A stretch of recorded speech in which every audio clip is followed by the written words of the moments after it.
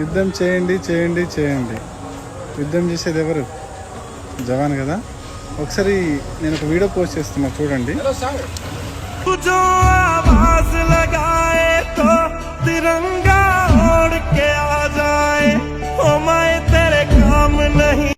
డెబ్బై 72 మంది ఉన్న ఒక బోగిలో ఒక్కరంటే ఒకరికి మానవత్వం లేదు, ఒక్కరంటే ఒకరు సీట్ ఇవ్వలేదు.